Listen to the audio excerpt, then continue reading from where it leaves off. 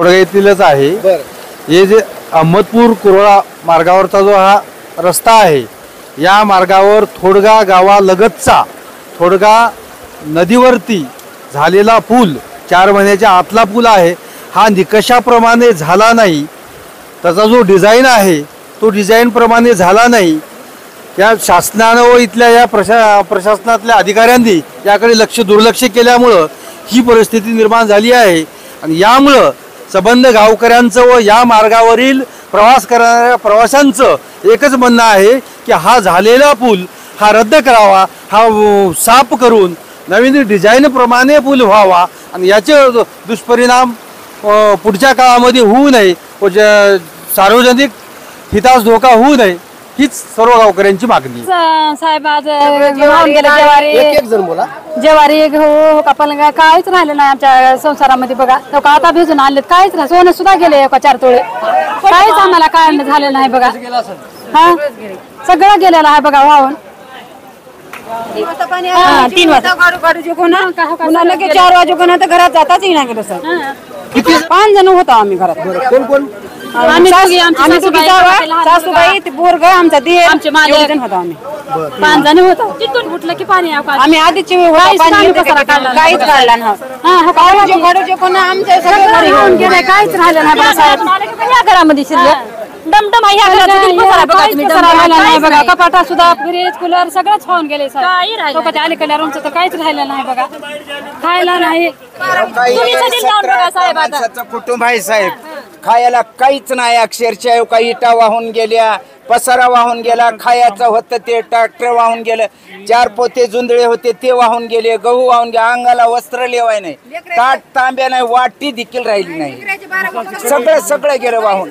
काहीच कागदपत्र गेले, दप्तर गेले, काहीच शिल्लक राहिले नाही बघा। काहीच आरडून रडायची पाळी आहे। 17-18 घर 17-18 माणसाचं कुटुंब आहे। सगळे जर झालं सुटकेस देखत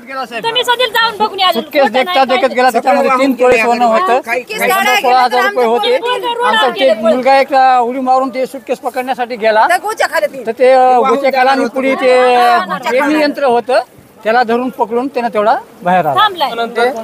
राहणार थोडगा, तसेच आमच्या घराचे पण नुकसान झालेले आहे, शेताचे पण नुकसान झालेले आहे, ट्रॅक्टरचे। हा ही मग घर माझं आहे, चौघाचं पण गेलेलं आहे, ट्रॅक्टरचे अवजार पण वाहून गेलेले आहे, ट्रॅक्टर चालू पण होत नाही आणि इंधात पाणी गेलेलं आहे, घरात पण पाणी घुसलं आहे आणि डाळ सगळं घरातलं संसारचा सामान सगळं वाहून गेलेलं आहे। तरी अन्न शिवाय देखील घरात काही राहिले नाही आणि विटा देखील वाहून गेलेले आहेत। बस सरकारकडे मागणी एवढीच करायची आहे, जेवढे होईल तेवढे सरकारने मदत करावी। होता होईल तर लवकर करा। माग गेलं असं झालं, आम्हाला काही दिलं नाही माग बी, आणि आता मी आणखी असं सदाच झाले का आम्ही पाणी आणलं नाही, काही नाही। सांडवा फुटून तळा फुटूनच पाणी येऊ लागले, त्याची काय तर सोय करा। इथून पाणी येऊ लागले, आम्ही बघू लागले पण आता इलाजच नाही, कुठे जावं कुणाच्या घरी। सगळे बांधलेल्या घरापर्यंत पाणी येऊ लागलं। असे सगळे अधिकारी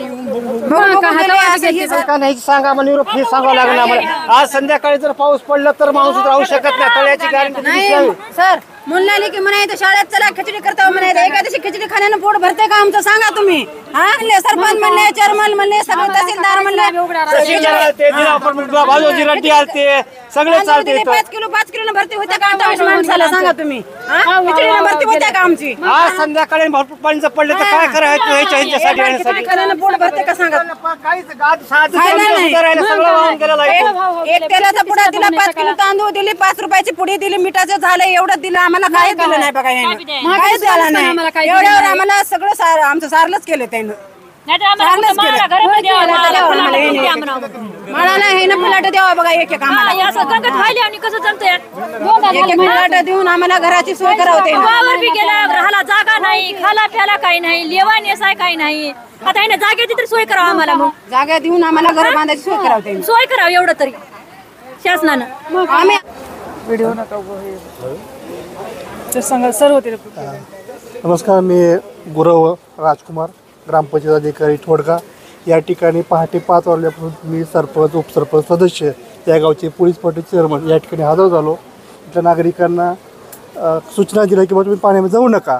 काही लोक घरातल्या अक्षरशः साहित्य जे वाहून गेलेलं आहे आणि आमच्या वतीनं जिल्हा परिषद शाळेमध्ये आम्ही चहा नाश्त्याची खिचडीची सोय केलेली आहे आणि त्यांना घरी जर 5 किलो गहू तांदूळ वैयक्तिक घरी जाऊन तुझी घेऊ शकतात नागरिकांना आम्ही आवाहन केलेलं आहे ज्याच्या घरी पाणी एवढे यायला किंवा नाही गेले आणि काहीच बोले नाही गेले त्याची म्हणजे आमची किंवाच येणार नाही की खायला प्यायला काहीच उरलं नाही सर. माझ्या दुकानात देखील 4-5 लाखाचं नुकसान झालेलं आहे सर. काहीच राहिलं नाही. दूध देखील काढलं नाही. जनावर माझ्या घरात बांधलेले आहेत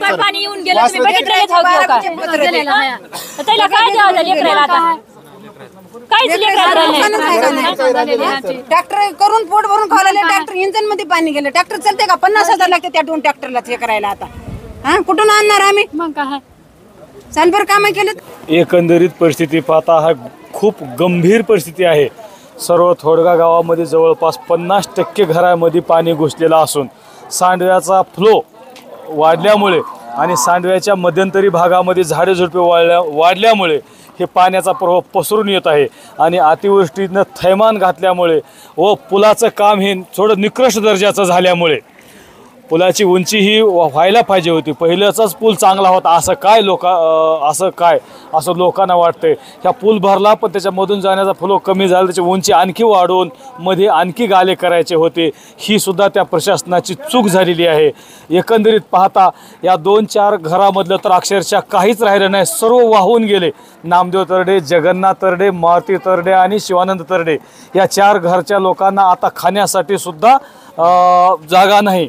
व या सर्व लोकांना मी ग्रामपंचायत मार्फत विनंती केलेली आहे की आपणास तात्पुरते जिल्हा परिषद शाळा येथे आपल्या निवासाची सोय केलेली आहे व तिथं अंगणवाडी ताईला तात्पुरत्या स्वरूपाबद्दल खिचडी व खाऊ त्यांना देण्यासाठी विनंती केली आहे.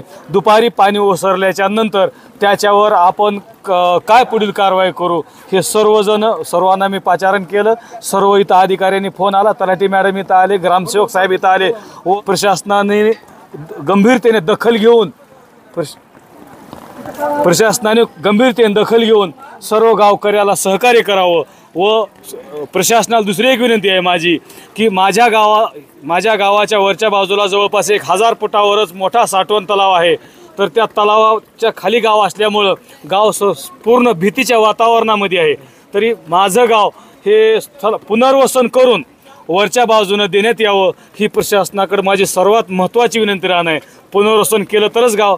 आणि आता दिवसाचा टाईम आहे. संध्याकाळच्या टायमाला लोकांनी कुठं जावं हा प्रश्न मोठा आहे. कुठं खावं हा प्रश्न मोठा आहे. तर प्रशासनाला माझी सर्वात मोठी विनंती आहे की माझ्या गावचं पुनर्वसन लवकरात लवकर करावं ही विनंती करतो. माझं नाव गुंडेराव गणपती मुंडे. 11:30 वाजता ईज पडली साहेब. ह्या भीतीला माझ्या भेगच गेली इथून तिथून. इथं यामध्ये बघ दाखवतो तुम्हाला. ईज पडल्याबरोबर हे बी गेले. सांद अशी जी गेली वरून हे खालपर्यंत हे सांद गेली. ही सांद आणि पुरं घरात पाणी हे घुसलं होतं मध्ये.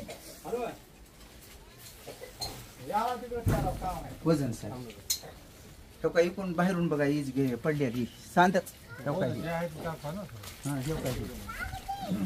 इथं ईज पडली या सांदीवर जी ईज पडली इथं सांदच गेली अशी हाकलंच आहे पदार्थ.